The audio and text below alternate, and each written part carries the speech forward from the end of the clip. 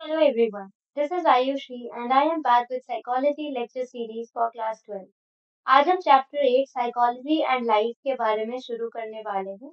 इस चैप्टर में हम बेसिकली पढ़ेंगे कि साइकोलॉजी यानी कि मनोविज्ञान का हमारी जिंदगी के ऊपर क्या प्रभाव पड़ता है। साइकोलॉजी एंड लाइफ में हम एनवायरनमेंट यानी हमारे वातावरण के बारे में भी डिस्कस करेंगे।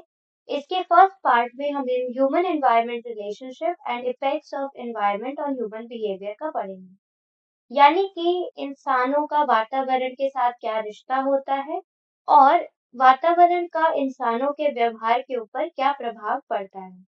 सबसे पहले हम ये जानेंगे कि ह्यूमन एनवायरनमेंट रिलेशनशिप यानी कि इंसानों का वातावरण के साथ रिश्ता कैसा होता है। ह्यूमन बिहेवियर यानी कि इंसानों के व्यवहार और वातावरण के बीच में बहुत अच्छा संबंध है। इन दोनों के वजह से जिंदगी लोगों की बदलती है और लोगों के व्यवहार बदलते हैं। आजकल बहुत ज़्यादा जानकारी हो रही है एनवायरमेंटल प्रॉब्लम्स के ऊपर यानी कि वातावरण की जो भी दिक्कतें हैं उनके ऊपर लोग ध्यान देना शुरू कर रहे हैं। जैसे कि वायु प्रदूषण, जल प्रदूषण, सॉइल पॉल्यूशन और ऐसे बहुत तरह के प्रदूषण जिसकी वजह से लोगों की फिजिकल हेल्थ यानी कि शारीरिक हेल्थ पे प्रभाव पड़ रहा है। एनवायरमेंटल साइकोलॉजी जो होती है वो ध्यान देती है कि अ, बहुत सारे साइकोलॉजिकल इश्यूज यानी मानसिक बीमारियां वातावरण की वजह से कैसे उत्पन्न होती हैं और वातावरण का बीमारियों पर क्या प्रभाव पड़ता है। जो वर्ड एनवायरनमेंट होता है इसका मतलब होता है जो भी चीज हमारे बाहर है यानी कि हमारे आसपास कोई भी चीज है वो हमारे वातावरण का पार्ट है। फॉर एग्जाम्पल आप ले लो चेयर टेबल, आपके अराउंड जितने भी लोग हैं, आपका स्कूल ऑफिस सब कुछ वातावरण का पार्ट होता है यानी कि इन्वायरमेंट का पार्ट होता है। It includes physical social work and cultural environment यानी कि ये हमारे शारीरिक सामाजिक काम वाले और कल्चरल एनवायरनमेंट को लेते हैं। इकोलॉजी जो होती है वो होती है कि जिसमें हम इंसानों का उनके वातावरण के बीच में रिश्ता पढ़ते हैं इकोलॉजी में। साइकोलॉजी जो है वो ज्यादातर फोकस करती है कि वातावरण का लोगों पर क्या प्रभाव पड़ता है और लोगों का वातावरण पर क्या प्रभाव पड़ता है। दो तरह के एनवायरनमेंट होते हैं, पहला होता है नेचुरल एनवायरनमेंट और दूसरा होता है बिल्ड एनवायरनमेंट। नेचुरल एनवायरनमेंट वो होता है जो इंसानों के द्वारा नहीं बनाया गया हो और इंसान उस पे कोई भी काम नहीं कर रहे होते हैं। फॉर एग्जाम्पल जल, जैसे पानी है, पानी जो होता है वो नेचुरल एनवायरनमेंट होता है क्योंकि वो प्रकृति द्वारा बनाया गया है, इंसानों ने उसे नहीं बनाया है। बिल्ड एनवायरनमेंट जो होता है कि जो भी चीजें इंसानों द्वारा बनाई गई हो, उनके नेचुरल या प्राकृतिक एनवायरनमेंट के अंदर जो भी चीजें इंसान बनाते हैं, उसे हम कहते हैं बिल्ड एनवायरनमेंट।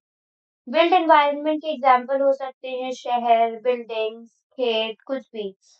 बिल्ड एनवायरनमेंट जो होता है वो एनवायरमेंटल डिजाइन का कॉन्सेप्ट इंक्लूड करता है। एनवायरमेंटल डिजाइन मतलब इंसान जो होते हैं वो अपने हिसाब से अपना डिजाइन चूज करते हैं जिसके हिसाब से वो काम करते हैं।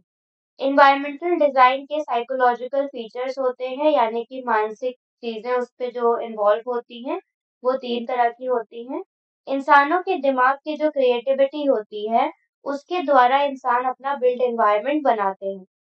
दूसरा है कि इंसान जो होते हैं वो सोचते हैं कि उनके जो नेचुरल एनवायरनमेंट है उस पे वो कंट्रोल कर सकते हैं।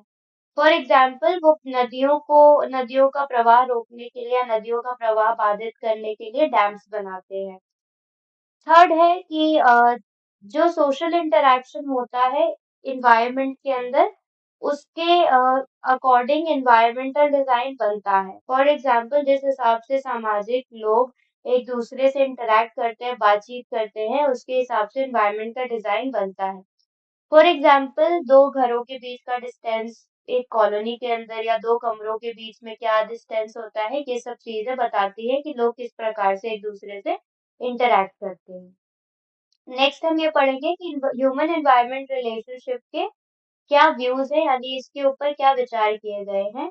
स्टोकॉल्स नाम के साइकोलॉजिस्ट ने 1990 में तीन अप्रोचेस दिए थे जिसके हिसाब से हम अपने वातावरण को देखते हैं।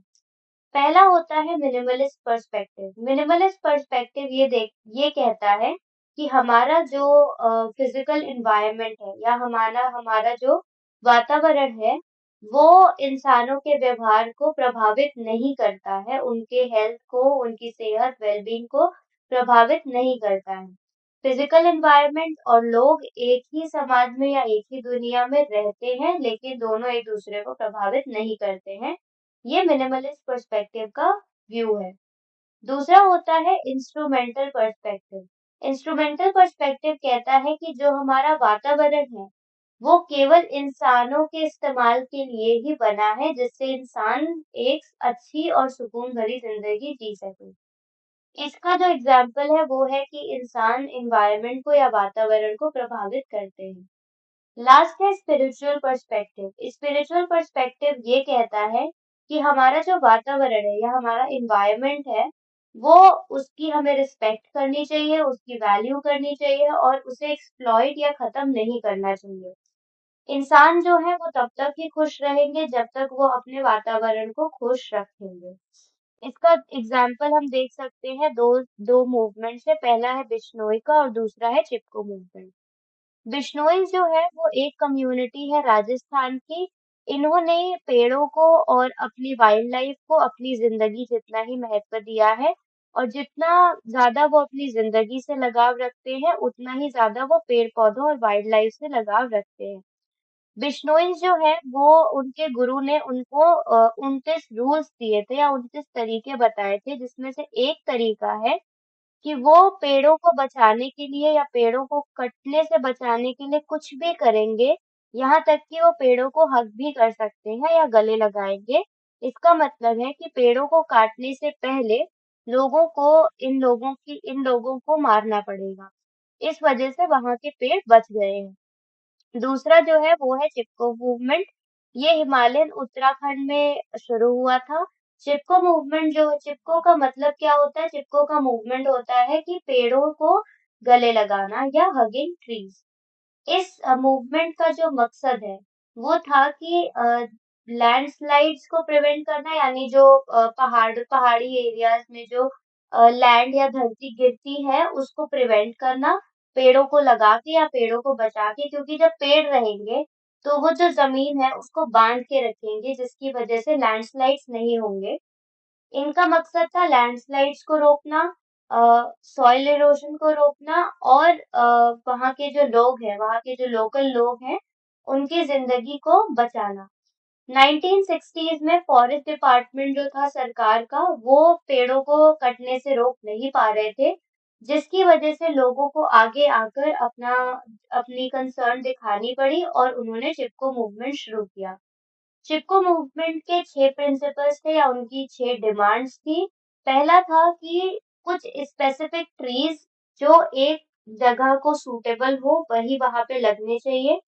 दूसरा है कि जिन फॉरेस्ट में या जिन जंगलों में लैंडस्लाइड्स और सॉइल इरोजन होती हैं, उन जगहों को देखना और उनको दोबारा से स्थापित करना, जिसकी वजह से वहां लैंडस्लाइड्स और सॉइल इरोजन ना हो। तीसरा कि जो लोग जंगलों के आसपास रहते हैं और उस पर ही निर्भर हैं, उनका जो जीने का जरिया है वो केवल ये जंगल है, उन लोगों को उन जंगलों के ऊपर अधिकार देना और उनसे अपना जीवन काटना। चौथा है कि जो कॉन्ट्रैक्टर सिस्टम है, जिसमें टिम्बर जो एक पेड़ होता है उसको काटते हैं लोग और कमर्शियल यूज के लिए इस्तेमाल करते हैं बेचने के लिए, इस चीज को खत्म करना यानी अबॉलिश करना। जो पेड़ है जो विलेजर्स या गांव वाले इस्तेमाल करते हैं उनको गांव के आसपास लगाना। और लास्ट है कि जो विलेज कॉटेज इंडस्ट्रीज हैं, यानी कि जो गांव में स्थापित इंडस्ट्रीज हैं, उनमें जो लोकल लोग हैं उनको नौकरी देना, जिसकी वजह से बाहर का जो माइग्रेशन है गांव में वो कम, या गांव के जो लोग शहर जाते हैं, माइग्रेट करते हैं नौकरी के लिए, वो कम हो सकते, क्योंकि उनको जब गांव में ही नौकरी मिल जाएगी तो वो बाहर नहीं जाएंगे। नेक्स्ट हम डिस्कस करेंगे कि इंसानों के व्यवहार पर वातावरण का क्या प्रभाव पड़ता है। फर्स्ट है एनवायरमेंटल इन्फ्लुएंसेस ऑन परसेप्शन, यानी कि हमारे नजरिए पर वातावरण का प्रभाव पड़ता है।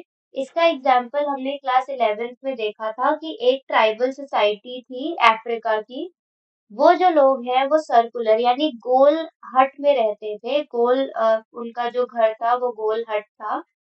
और एंगुलर वॉल्स का मतलब होता है जो ऐसी दीवारें खड़ी होती हैं ज्यादातर घरों पे गांव में, लेकिन वो जो थे उनके गोल छतरी जैसे घर थे। तो वो जो लोग थे वो उन जिस वातावरण में वो रहते थे वो मुलर लायर इल्यूजन यानी कि ये एक टेस्ट था, इस पे उनका एरर कम आया था, बल्कि शहर के लोगों का इस पे एरर ज्यादा आया था। नेक्स्ट है इन्वायरमेंटल इन्फ्लुएंसेस और इमोशंस, यानी कि हमारी भावनाओं पर वातावरण का प्रभाव पड़ता है। जब हम नेचर को यानी अपने वातावरण को जिस भी प्रकार में देखते हैं तो हमें खुशी महसूस होती है। फॉर एग्जाम्पल अगर हम पेड़ पौधों के बीच अपना समय काटते हैं, हम फूल देखते हैं, हम नदियां देखते हैं तो हमें खुशी महसूस होती है। इसके विपरीत अगर प्राकृतिक आपदाएं आती हैं तो वो इंसानों की भावनाओं को बहुत नष्ट कर सकती है, उनको डिप्रेशन या दुख दे सकती हैं। ये इतना ज़्यादा एक्सट्रीम हो सकता है कि लोग इसकी वजह से पोस्ट ट्रॉमेटिक स्ट्रेस डिसऑर्डर के शिकार हो सकते हैं, जिससे बाहर निकलना बहुत मुश्किल होता है। नेक्स्ट है ecological influences on occupation, living styles and attitudes, यानी कि लोग जो काम करते हैं, उनके रहने का तरीका और उनके नजरिए पर वातावरण का क्या प्रभाव होता है। जिस वातावरण में या जिस जगह पे लोग रहते हैं, वो उनके ऑक्यूपेशन या काम करने के तरीके को बदलता है। और जैसा ऑक्यूपेशन लोगों का होता है या जिस तरह का लोग काम करते हैं, वो उनके जीने का तरीका या नजरिया बताते हैं। फॉर एग्जाम्पल जो एग्रीकल्चरल सोसाइटीज होती हैं यानी कि जो खेती पर फोकस करते हैं, उनके बीच में भाईचारे की भावना होती है। वो एक दूसरे से कोऑपरेट करते हैं क्योंकि उस सोसाइटी के सारे सदस्य खेती पर काम करके अपना जीवन का गुजारा करते हैं। और दूसरा है जो इंडस्ट्रियलाइज्ड सोसाइटीज होती हैं, वो एक दूसरे के साथ कम बातचीत करती है और वो वातावरण पर ज्यादा ध्यान नहीं देती है। इसीलिए इन लोगों के अंदर कंपटीशन की भावना आ जाती है। आप इसका सबसे अच्छा उदाहरण है कि अगर प्लेन में लोग रहते हैं और या पहाड़ पे रहते हैं, तो इन दोनों जगहों पर रहने वाले लोगों के विचारधाराओं में, उनके रहने के तरीकों में बहुत अंतर आ जाता है। इसीलिए हमारा जो वातावरण है वो इंसान के व्यवहारों को प्रभावित करता है। इस टॉपिक से रिलेटेड अगर आपको कोई भी डाउट्स या क्वेरीज हैं तो आप अपने क्वेश्चंस कमेंट सेक्शन में पूछ सकते हैं। साइकोलॉजी से रिलेटेड ऐसी ही एजुकेशनल वीडियोस के लिए गुरुकुल चैनल को सब्सक्राइब करना ना भूलें।